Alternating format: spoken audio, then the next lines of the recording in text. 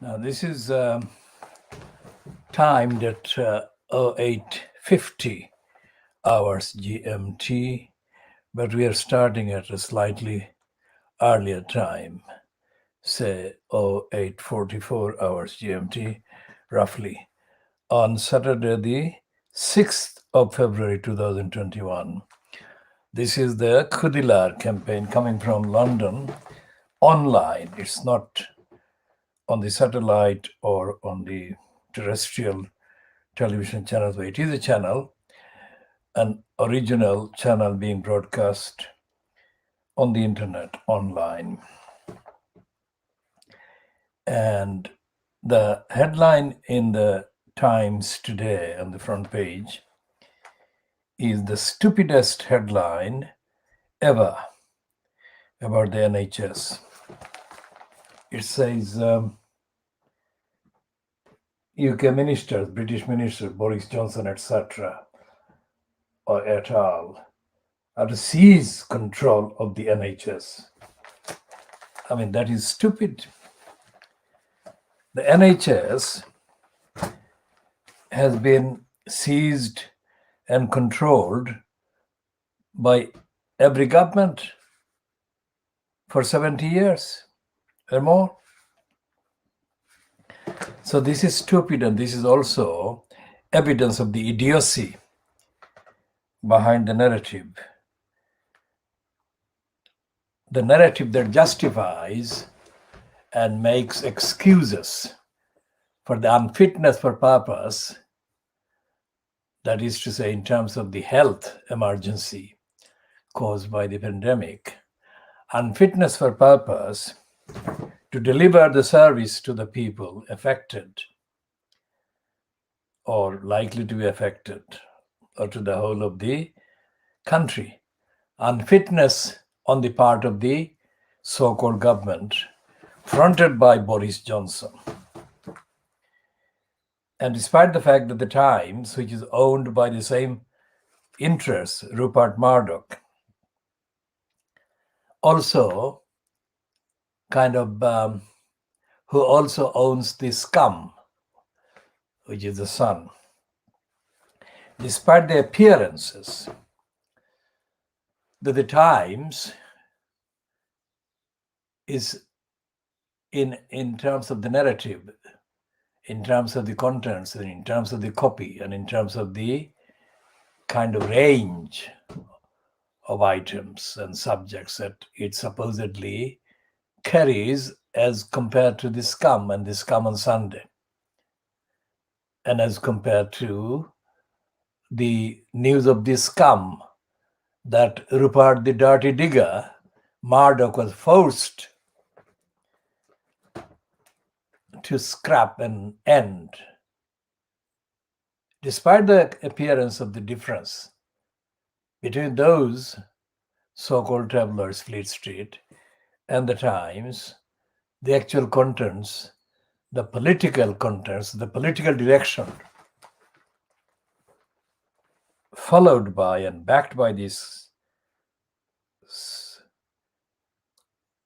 overstated newspaper of record, although it's not a newspaper of the record or of record. For a long time it has not been, but in historical terms, the Times is kind of described as being the newspaper of record or newspaper of the records. So the Saturday edition is priced at £2.50. So altogether, we've got 10 titles, which is £19.45 we paid to the outlet. And that is excluding, of course, excluding the so-called regional papers, including the papers published from Glasgow and Edinburgh in Scotland, and from Belfast in the so-called Northern Ireland. Northern Ireland, because this smaller part of Ireland is still controlled by the United Kingdom. And the fact that the regime fronted by Boris Johnson, or the regimes fronted by his two predecessors, Theresa May and David Cameron, they're unfit. They were unfit, and their kind of unfitness is typical of their unfitness about the general health service that has been under government control for 70 plus years. As we have been saying, anyone watching this program, we have said in extensive detail how the NHS has been under strangulating control by the government. So the Times today, the headline, "Ministers to seize control of the NHS," is absolutely stupid, ignorant, dishonest, and corrupt, and against the idea of a publicly available health service. Seize control, and we shall read the relevant bits from that stupid piece on the Times front page. This is the world exclusive diagnosis of Fleet Street, the newspapers, including the Times, on Saturday, the 6th of February 2021. And it says Chris Smith, Whitehall editor, and it's an exclusive. Now, Whitehall is again a misnomer, and the stupid phrase Whitehall. Whitehall is not a place or a building. Whitehall is the name of a street, just like Fleet Street, but Whitehall hardly is what they represent here. They represent Boris Johnson. They represent Boris Johnson's cabal, and it is the propaganda unit of the Boris Johnson cabal based in Downing Street, at number 10 Downing Street. And it says, ministers plan to take more control over the NHS with laws to block the closure of hospitals and overrule bosses in the biggest health reform for a decade. Powers to put fluoride in water, impose health warnings on sausages, and order the NHS to prevent obesity will be handed to the government under plans to be announced within weeks, the Times has been told. Now, this is grotesquely dishonest, because this will do exactly the type of control, what is called directives, that were so extensively associated with the European Union when the UK was still a member of the European Union.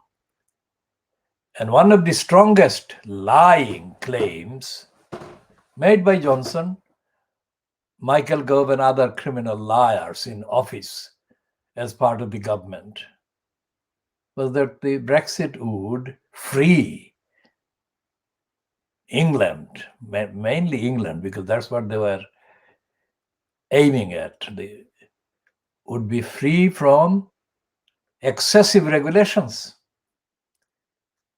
including all the food and other stuff that was covered by the European Union's range and scope.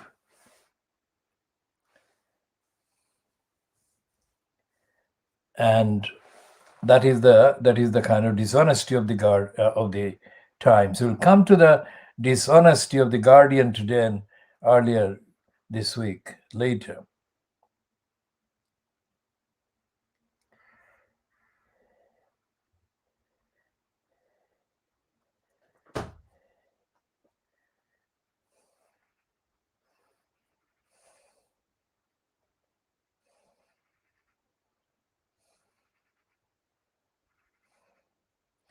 Now they're talking about Andrew Lansley, and they're saying that the new kind of legislation will reverse the 2012 kind of moves for privatization done by the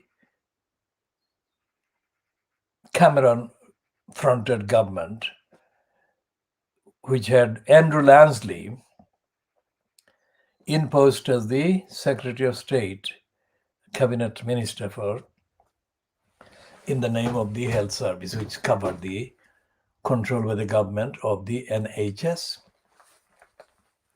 Now, Andrew Lansley, and I'm saying here on the record, he is now in the House of Peers, and I am inviting him, factually, evidentially challenging the liar to deny what I'm about to say. I had long communications sent to the liar, Andrew Lansley, in his post during 2011 to 2012. And I got mechanically, every single time, I got an automatic acknowledgement of receipt and a completely dishonest promise that the communication received would be followed up by an answer in days or weeks or months. Now that was 2011 and 12, and now it's 10 years, 10 calendar years since I had to begin communicating strictly legally, constitutionally legally, on legal evidence matters. And the liar never replied. As I said, he did send, or he had in place, a mechanical robotic system whereby every communication received was kind of acknowledged in the mechanical way with a promise which was instilled, programmed into the mechanical acknowledgement system, dishonestly promising to reply. It never came. Now that series of evidential kind of records showing that Andrew Lansley was a liar also entails, involves, refers to the locally based crooks and criminals that were imposed in East London, especially in Tower Hamlets, and as many communications that had been sent to Andrew Lansley in his position. These were constitutional law communications. Every communication I made was constitutional, constitutionally drafted, verified, and constitutional law contents were of the standard that is higher than anything that exists, to my knowledge. If anyone can deny this or dispute this factually, I shall be updating and reviewing my assertion I've just made. I've made this assertion before on the facts, but I shall be absolutely prepared to see any dispute that is substantiated by evidence, facts. Otherwise, I say that I compose and communicate at the level of the highest standard. And those were the communications that were also covered by the same standards. And Lansley was not the only or the first occupant in that post in the cabinet of a UK government, so-called, or whatever party. Lansley was only doing what others had done before. For example, Alan Milburn, a Blairite liar who was in post during Blair's time, did as much damage to the idea of the National Health Service as the conservatives were doing before and had been doing even before the Belair kind of landslide so-called election of May to the 1997 occurred, ending the regime of conservative regime fronted by John Major. So the National Health Service has been not only seized, but has been dishonestly controlled by the successive regimes fronted by Conservative Party affiliated government, and Labour Party affiliated government. So, as we said before, not today, but earlier, in previous kind of comments and diagnostic statements, the likes of Jeremy Corbyn are known. No, they are notorious for overstating the kind of contribution of the Labour Party as the second biggest party in the parliament, defending the idea of the NHS.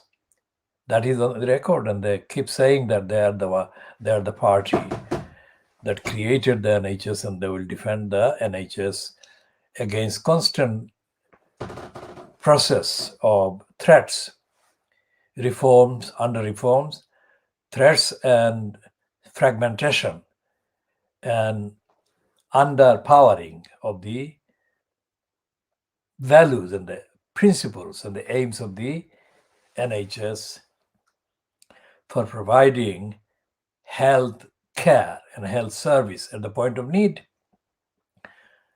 And despite that fact, and despite the fact that the likes of Corbyn have always been making that claim that the Labour Party has been the defender of the NHS, when it comes to the details of the actual defense, the actual policies, the actual descriptions and the actual needs of the actual people in actual need, the Labour Party has been completely absent from audit, from accountability. So it has been really limiting its defense to making use of the claim that they are the party of the NHS. This is why all the NHS kind of services across the country, across London, across the UK, have been committing murders of patients under covers of professionalism.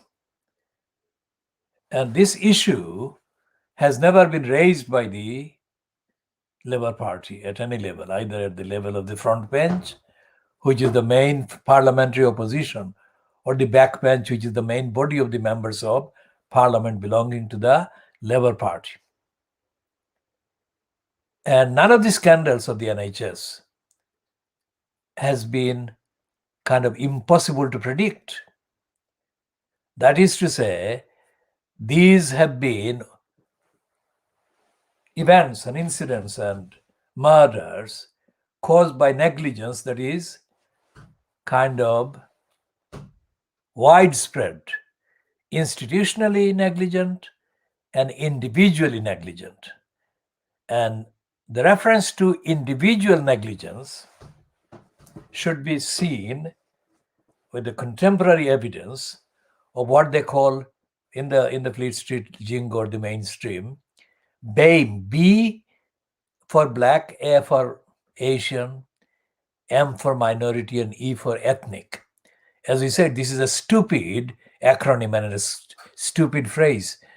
But putting that aside, that stupidity aside, because stupidity, there is a pandemic of stupidity in the English political discourse and narrative and in Fleet Street. So when the first so-called wave of the pandemic hit the UK, beginning of just say last 1 year now, say around February 2020. It was becoming very clear with the reporting of the various activities connected with that pandemic and its spread and the effect and infections and the victims, that people of African, Asian background and identities, whether born in Britain or whether they came originally from Africa or the Caribbean or Asian countries, the numbers of what is called care home patients, that means that people of a certain age, senior age, elderly people, the numbers of the BAME group in care homes dying of the virus was disproportionately higher than the numbers would have been had there been equal and proper and actual care. And the details of the lack of care, the negligence, and the cruelty have already been chronicled, although not fully but extensively. On this program, we have referred to the behavior of the group of racist nurses in a Canadian hospital where they were laughing. They were literally laughing on the video that was being live streamed by the patient who was dying. But that patient on her death bed was posting live streams about the nurses and others in the room or facility. And this victim was a member of the ancient original nations. We don't call them Indian, Canadian Indian or American Indian. We call them originally members of the original nations. Like Trump targeted one of the original nation senators, Democratic senators, Elizabeth Warren. She looks white, but in terms of background, she is one of the original nations people. That is what the racist Donald Trump actually exploited, and he posted outrageous racist statements and comments against Elizabeth Warren. And he brazenly made an accusation as if her being a member of the ancient nations or nation, whatever one she belongs to, constituted some kind of offense. So racism was normalized by Donald Trump, and the Fleet Street Papers have normalized racism as well because they have adopted the racist term woke. And one of the columnists paid by Rupert Dirty racist Murdoch is Melanie Phillips. Melanie Phillips has joined the racists who circulate in the mainstream around the topic of attacking what they call woke. And the woke is a racist linguistic device in order to hide the fact that what the anti-wokers are doing is reasserting racism in the mainstream and in the academic institutions and other places, in parliament, in politics, in government, in the UK. So they've normalized racism here by disguising their racist kind of defiance by calling all anti-racists woke, or all the campaigners for an anti-racism, campaigners against racist activities, woke, W-O-K-E.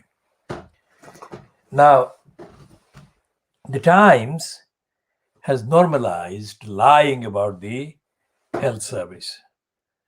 And for the Times to say that ministers to seize control of the NHS, it is a giveaway to the Times' own reactionary capitalist exploitation and denial of the need for a national health service. Otherwise, it would have run a positive headline depicting the NHS as very important for the society at all times. And the Times and the others, until the pandemic, were always lying against the NHS. Now, we make a distinction here. We are not supporting those doctors and nurses and other staff paid by the NHS or in the name of the NHS who exploit various weaknesses in the bureaucracies and who abuse the facilities that are available to steal money and fabricate contracts and do other things that actually distort the truth and takes the main resources away from the main service areas of the NHS. Because it's the biggest single organization in the UK, the details are quite complicated because of the various aspects of its conduct and behavior. And so therefore, the Times is dishonest because it is not telling those facts. And it's not explaining that the main reason why the NHS has been unfit for purpose, or a large part of the NHS has been unfit for purpose for decades, has been deliberately created by the Conservative Party and the promoters of the ideology that is being operated and implemented by the Conservatives in government. So this headline today, Ministers seize control, can also be seen as the kind of arrival of state power preventing commercial exploitation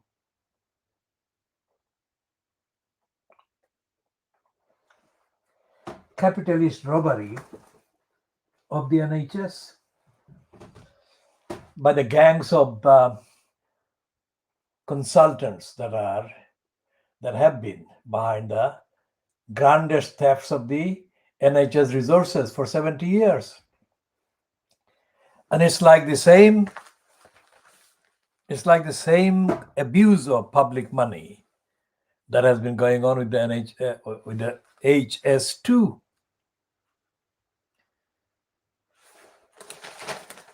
So we shall be talking more about the HS2 and the NHS, of course.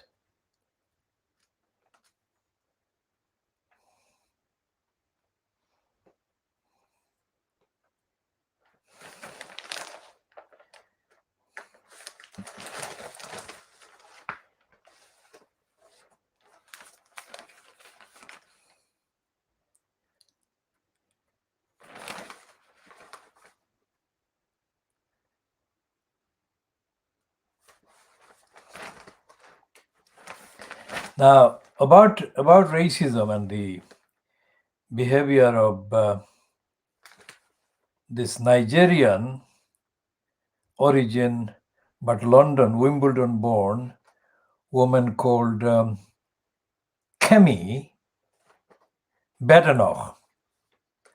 Now, Kemi Badenoch is featuring in the news in the Times on page 4 today, and she has been featuring in the Guardian front page today, and she has been featuring in news bulletins, especially one run on Channel 4 News. And the fact that she has been featuring like that is shown as to do with the fact that another African origin person, is a conservative, has threatened to resign from a token stooging role.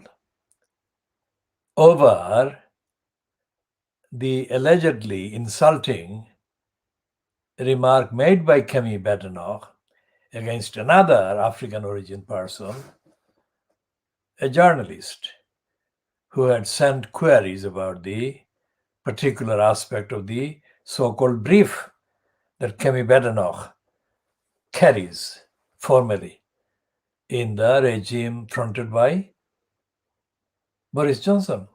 So there are three African origin people involved, and that is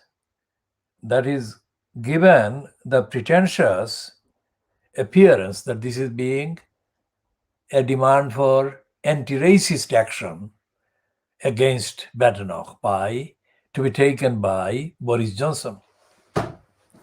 The truth is that there is no such thing. This is absolute rubbish. What they're doing is kind of making careerist, opportunistic moves by focusing on this particular incident, as opposed to starting their demand and staying focused on the need for an end to racism by government and the creation of a culture in parliament and in government and in all parties that actually holds to account racists and exposes the pro-racist nephew Tom or niece Tom or niece Thomas behavior by the likes of Kemi bad one we have called her. We have called her bad one in the Twitter post today. And pending the investigation into the nomenclature and the original etymology of the name of the white man whose name is Badenoch, the Tory man, we shall say that there is a frightening, chilling reminder in the role being played by Kemi Badenoch of Enoch Powell, the most ferocious racist liar that has been in the UK Parliament for a very long time. Enoch Powell was the one who invited the people from the Caribbean, mainly from Jamaica, in order to save the UK economy from disastrous shortage of manual labor.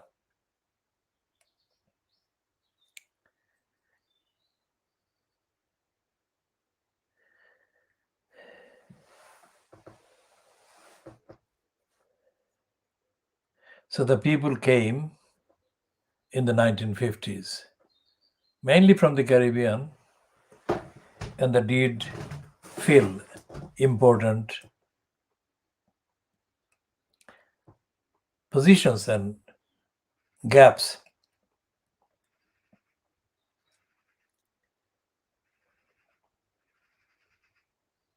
The Windrush generation. But the Windrush generation, although it has become the kind of symbol for a lot of racism that has been exhibited by successive UK governments against people of the Windrush generation, the Caribbean people, or people from the Caribbean with African background, of course. Despite the fact that it has become a symbol of references to racism, including the belatedly admitted racist policy introduced by Theresa May, who ordered that people without documents, migrant people without documents, should be subjected to a hostile environment. That is to say, the people without immigration documents, proper immigration documents as they're defined when Theresa May was the interior minister, that is to say, home secretary. Those people, although it became known recently, but those people had been treated with hostility long before Theresa May even entered public life. So it was hostile to the Caribbean people or people of Caribbean background during the years when the UK government was controlled by the Labour Party. And Enoch Powell, and Kemi Badenoch share a lot more anti-Black, anti-African, anti-Asian hatred and hostility than may appear to be the case, because Kemi Badenoch is very black-skinned African. It's the same applies to Trevor Terrible Phillips. Trevor Terrible Phillips exploited the Windrush generation by allegedly writing a kind of book with his elder brother, Mike Phillips.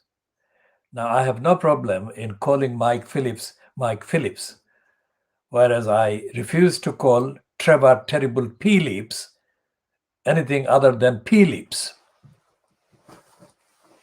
I have already published many times several comments in detail about how Trevor Terrible Phillips served as a mental slave and appeased the mainly white audience of a meeting in the Houston meeting hall that is used for public events. They did that about racism. And the main speaker was a man I call Peregrine Worsthorn. Now, Peregrine Worsthorn was the racist editor of the Sunday Boris Graph at the time.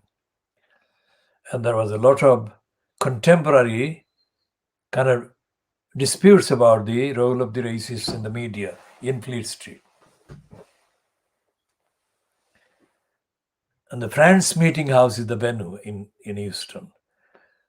In a room, big room on the ground floor, that gathering took place. And I stood there. I actually stood there because I wanted to take pictures, which I did. And at the beginning of the discussions, Mike Phillips was sitting in the audience, and Trevor Terrible Phillips was appointed by his racist masters and racist mistresses to chair the event. So Mike Phillips, although he is more qualified to speak about racism than Trevor Terrible Phillips ever would be, all these years later I'm saying this, as well as this being applicable at the time. And when Mike Phillips attempted to articulate a very important kind of opening question to set the kind of the setting, if you like, define the setting of the debate, was insulted. There is no other word for the behavior of Terrible Phillips. He said, "Shut up, Mike." He didn't say, "How do you mean?" or what would be the better way to go forward. He said, "Shut up, Mike." I shall never forget that.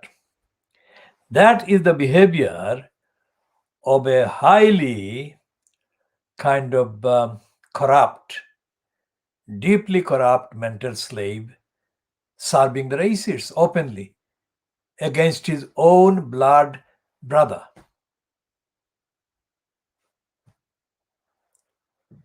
So when the politics of division is the phrase that is used in the Times,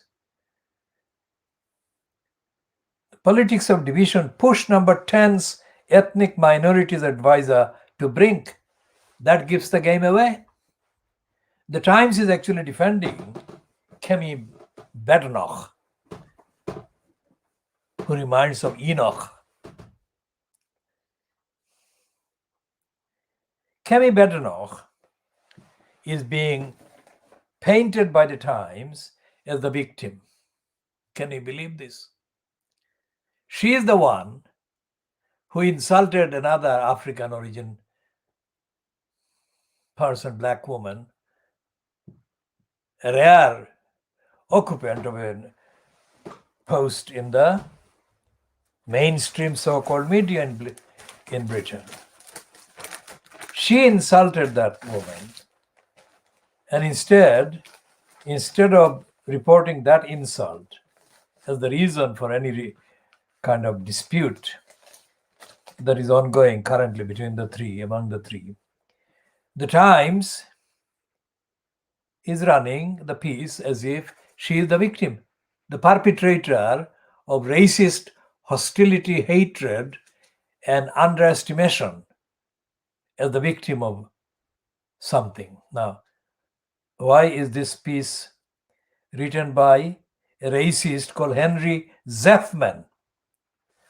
Now, Henry Zeffman is a reactionary racist liar who has been, despite the fact that he is quite young, who has been given platform by the mainstream and Fleet Street to opine on behalf of racists, anti-Muslims, anti-Corbynites, anti-socialism, people campaigners, anti-democrat. I mean, he has been attacking the democratic campaigners for socialism accountability, and he has been a Brexiteer. So Henry Zeffman, even if nobody else would have heard about this so-called number 10 brink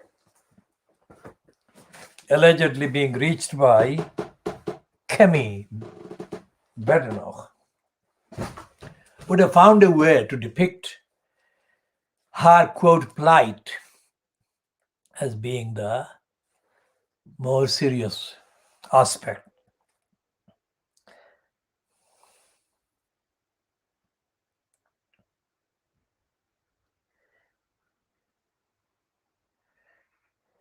Now, this piece is about Samuel Kasumu, an entrepreneur who has worked for the Prime Minister since 2019 and is focusing on increasing vaccine update among the minority communities. Apparently, this Samuel Kasumu wrote a resignation letter this week in response to a row between a junior minister and a journalist. And apparently Kasumu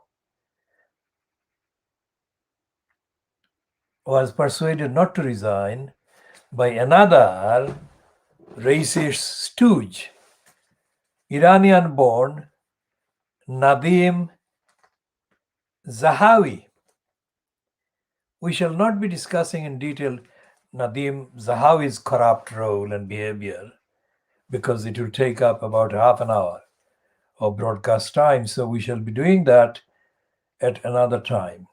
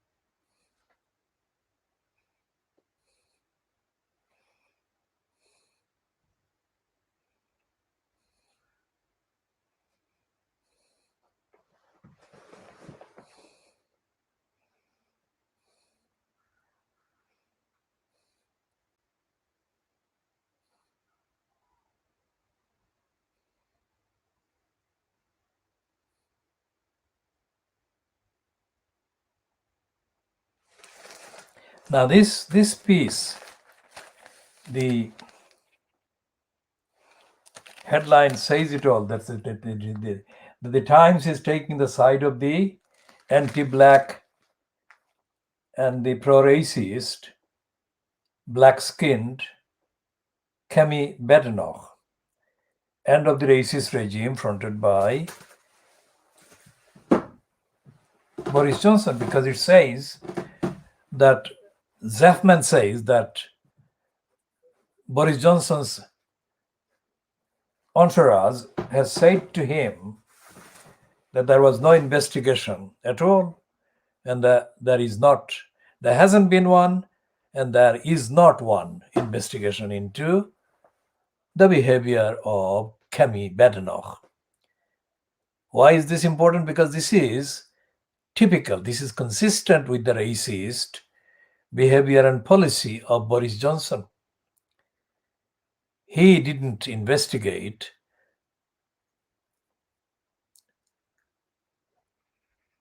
Dominic Cummings. He did not investigate Priti Patel.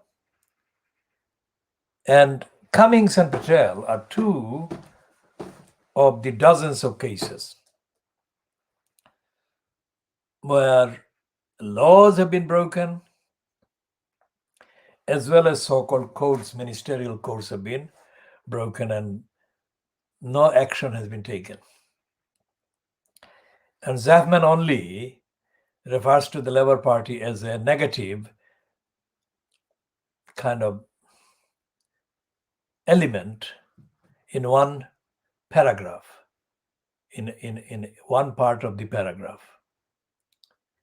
So the main protagonists are one way or the other kind of members of the Conservative Party or the servants of the Conservative fronted, Conservative controlled government.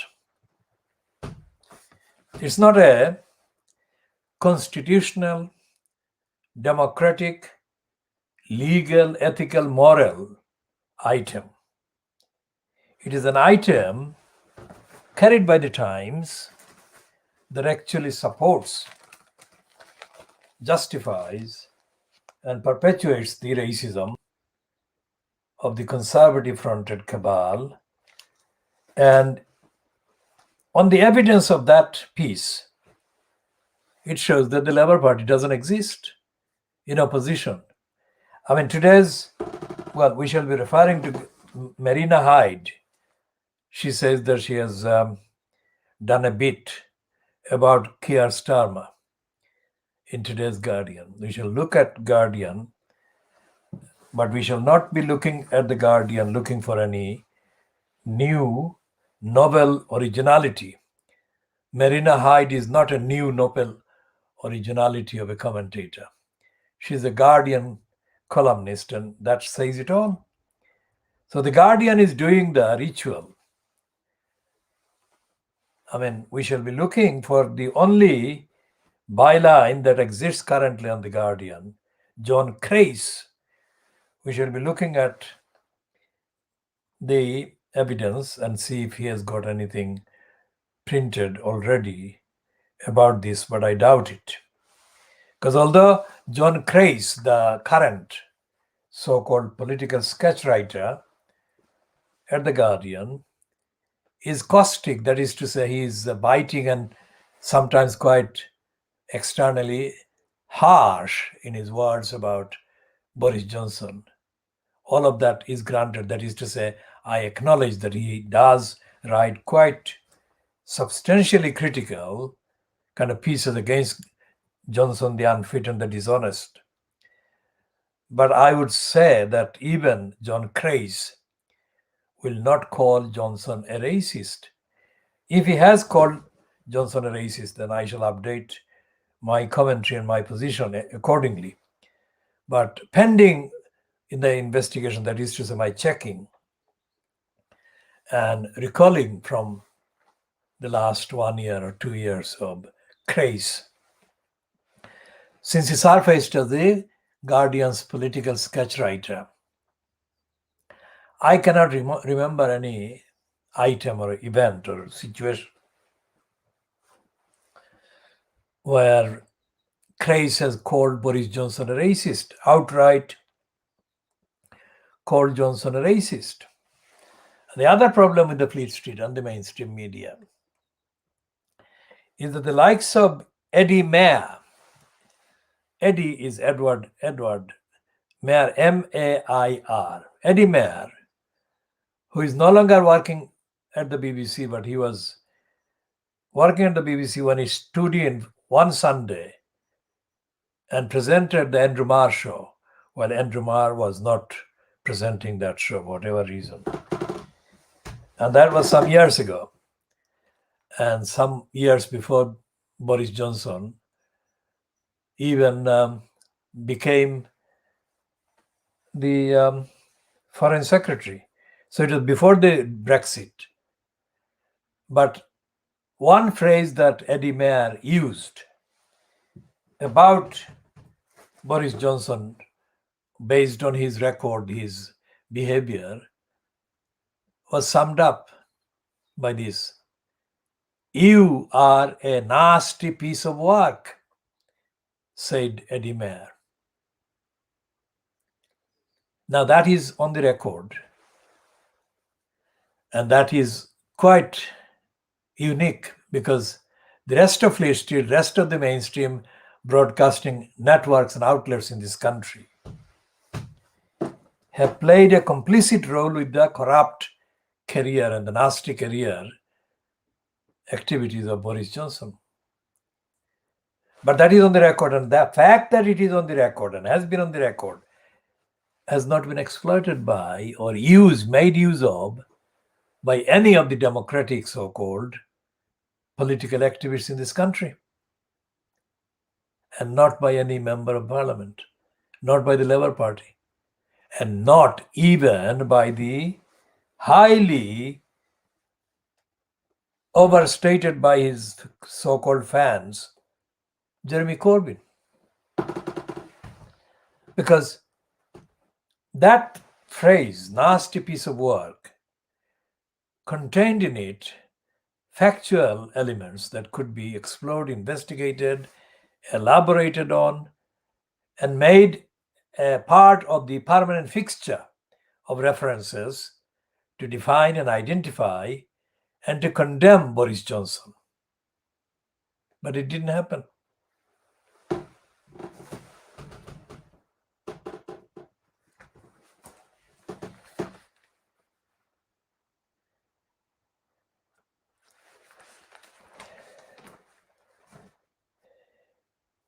Now here is a headline from America where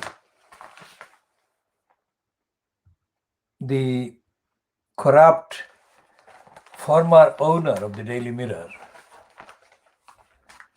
is being featured, in the sense that his daughter,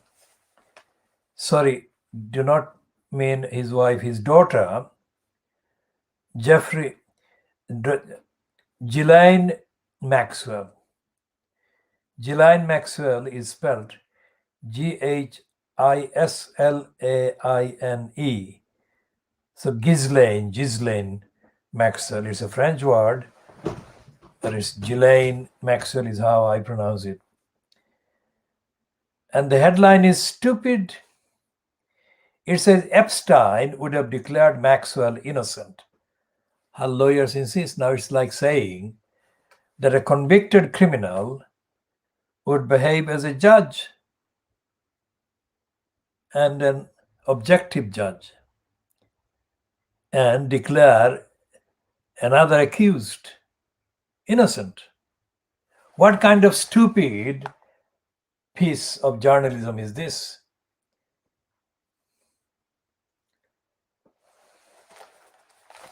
So we are diagnosing Fleet Street on Saturday, the 6th of February 2021. And we are diagnosing Fleet Street. This is the time now is 09:41 hours GMT in London on Saturday, the 6th of February 2021. Now, this kind of analysis this is unique, exclusive. This is not available anywhere.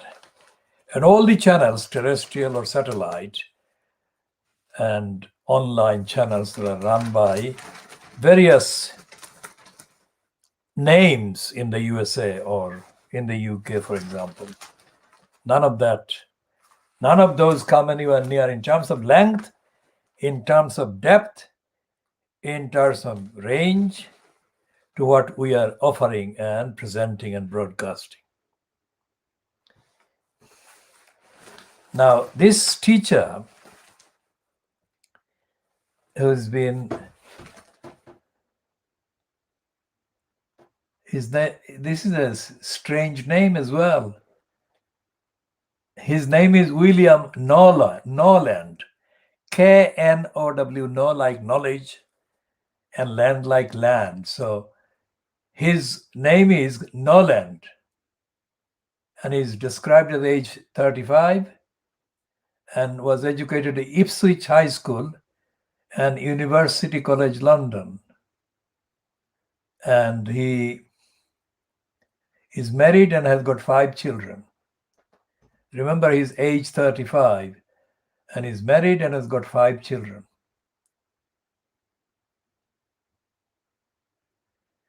And the interests are listed as coaching, rugby, and shot put, and teaching himself Latin and Greek. And he's the one that has been sacked or disciplined by the Eton School or Eton College. So it's 2 pages, and the 2-page spread about Will Knowland is headed "Controversy and a Clash of Ideas are Essential to Any Kind of Education."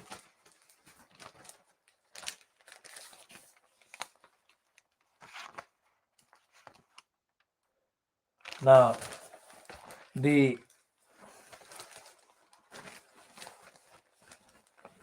controversy that affects him is the sacking. He's sacking by Eton over a YouTube video which showed that the Eton school was losing its nerve. And this piece, byline to the Scum's former political editor, now employed at the Times, Tom Neutered Dumb. I call him Tom Neutered Dumb. Dumb as D-U-M-B, dumb. And Newton, I have re-edited his name contextually, evidentially, in analytical context. I'm not trying to re-edit his name for his official entries, etc. But the role that Tom Neutered Dumb has played in the Scum for many years that he was kind of employed with that title is the role that every single employee, hiree, paid by, given platforms by the dirty digger Rupert Murdoch does. And that includes the frighteningly and chillingly and quite shocking, because of democracy, the attack on democracy that these people have been part of making. The number is very large. One single employer, one single person, Rupert Murdoch, controls the minds or the intellectual input or output or contributions by the largest number of people in Fleet Street. The Scum on Sunday, the Sunday Times, and the New Times Radio. This is the largest number of people. And there is no debate about their kind of assertions. There is no space for opposing them, exposing their lying. And they are also the single most or the largest number of racists, pro-racists, and other kind of antisocial elements. And Tom Newton, neutered dumb, we call him neutered because his father was a Lib Dum. His father was not from the Tory his family is not from the Tory background as such. His father was the kind of Newton Dum, and he is the son of the Newton Dum. And he has been given platforms while he was on the scum. He was a regular kind of sitter at the Sky News press preview, which focused mainly on the front pages of the following day's newspapers, Fleet Street newspapers.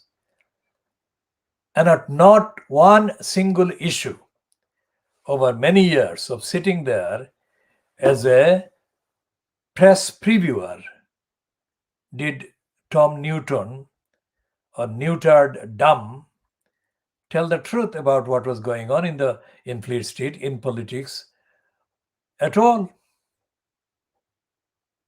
So what he was doing as a newspaper sort of reviewer, as he was wrongly labeled as being, he was hiding the truth, he was covering up, and he was lying. And he was given unlimited scope by the presenter of each of the sessions or editions of the Sky News press preview that he took part and we studied. And this Khoodeelaar campaign, world exclusive diagnosis of Fleet Street, constitutes in each edition contains, we publish the equivalent of, on average, about 4 or 5 editions of this Sky News press preview. And we do that independently. While the Sky News press preview had employees of the scam, employees of the Times. Not this one, because Newton Dum is now a Times employee, but even when he was on the scum, the others that appeared there, the majority of them were employed by the Times and the scum and similar. And regardless of who the kind of employer was formally, the narrative, the analysis was completely false, and it was superficial, untruthful, dishonest, and absolutely persistently racist. There was no outrage. The only outrage that they expressed was the outrage against people who wanted Brexit to fail. So they were all Brexiteers, or they were all anti-Corbynites, or they were anti-Muslims, or they were pro-racists, or they were peddling the lies that say that the UK is the best in the world. And of course, the idea that the world doesn't exist outside of England. So Tom Newton Dum, has got a 2-page spread about the Eton School, and we shall be talking about that in due